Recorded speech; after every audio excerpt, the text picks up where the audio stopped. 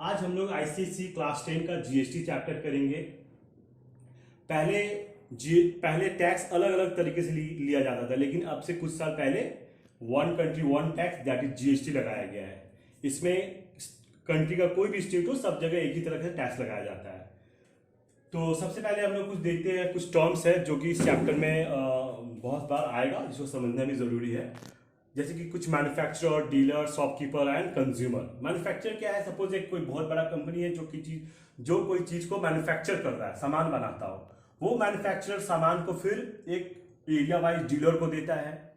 फिर वो डीलर क्या करता है, फिर वो शॉपकीपर को देता है, और फिर शॉपकीपर से हम लोग जो कस्टमर होते हैं वो लोग खरीदते हैं वहां से जाकर। सपोज एक पेन बनाने वाला कंपनी है, वो मैन्युफैक्चरर फैक्ट्री हो गया, मैन्युफैक्चरर जो उस पेन को बनाएगा।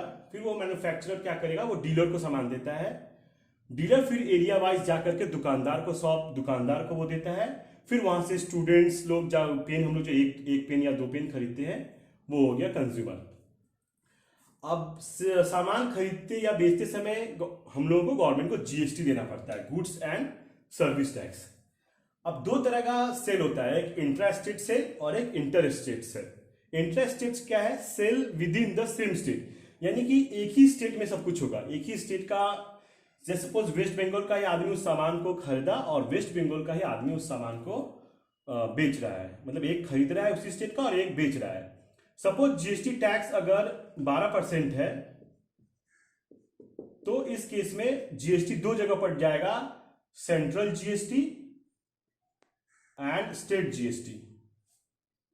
तो ये दोनों गवर्नमेंट के पास हाफ हाफ जाएगा, यानी कि सेंट्रल गवर्नमेंट के पास भी 6% जीएसटी जाएगा और स्टेट गवर्नमेंट के पास भी 6% जाएगा। सपोज 100 रुपए का कोई सामान है तो 12 रुपया टैक्स हो गया, तो 6 रुपया जाएगा सेंट्रल गवर्नमेंट के पास और 6 रुपया जाएगा स्टेट गवर्नमेंट के पास।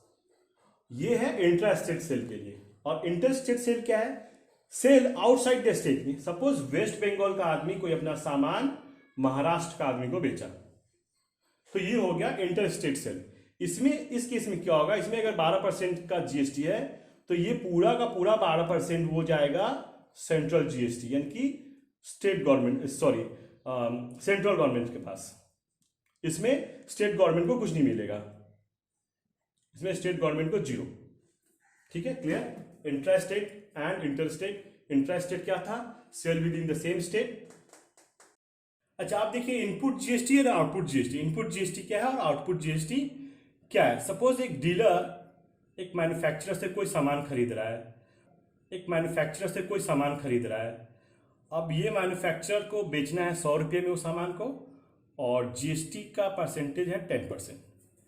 तो अब इसको ये बेच रहा है 100 रुपये में, यानी ये खरीदेगा 100 रुपये में, और 10% टैक्स जीएसटी देगा, दैट इज 10 रुपया उसको टैक्स देना पड़ेगा। तो वो हो गया 110 रुपया, यानी कि ये खुद भी गवर्नमेंट को कितने रुपए का टैक्स दिया है? 10 रुपये का। अब ये सामान तो खुद अपने घर में रखेगा नहीं, ये फिर किसी को बेचेगा। डीलर है तो ये बेच दिया अब शॉपकीपर को, वो सामान शॉपकीपर को बेचा। अब ये 100 रुपीज में खुद खरीदा था, कॉस्ट प्राइस। प्रॉफिट परसेंट जरूर कुछ रखेगा, प्रॉफिट परसेंट सपोज 20% रखा।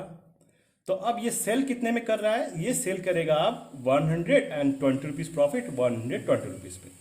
अब ये भी तो जीएसटी 10% ही लगाएगा, तो अब जीएसटी का परसेंट है 10%। तो ये जो खुद अपना टैक्स दिया था गवर्नमेंट को, वो 100 रुपीज पे दिया था, और ये जो कस्टमर से अब टैक्स लेगा वो 120 रुपये पे लेगा, क्योंकि सेलिंग प्राइस अब 120 रुपया हो चुका है। तो कस्टमर कितना टैक्स देगा? कस्टमर टैक्स देगा 10% ऑफ 120। 10% of 120 means ₹12। तो ये उसका हो गया आउटपुट जीएसटी, क्योंकि ये उससे कस्टमर से वो लिया है। और ये खुद इनपुट जीएसटी कितना लगाया था, यानी कि ये खुद कितना इनपुट किया था, अपना कितना पैसा गवर्नमेंट को दिया था? 10 रुपया। लेकिन वो खुद दिया है 10 रुपया और कस्टमर से लिया है 12 रुपया, तो ये 2 रुपया क्या होगा? ये 2 रुपया फिर से शॉपकीपर जो है वो टैक्स देगा गवर्नमेंट को, यानी कि tax paid by shopkeeper. Tax paid by shopkeeper, ये हो जाता है output GST, output minus input.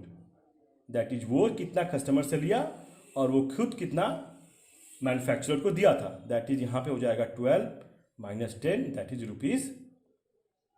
Rupees 2। ये था इनपुट और आउटपुट जीएसटी का। बस अब इतना ही थ्योरी है। अब हम लोग क्वेश्चन करेंगे नेक्स्ट वीडियो में।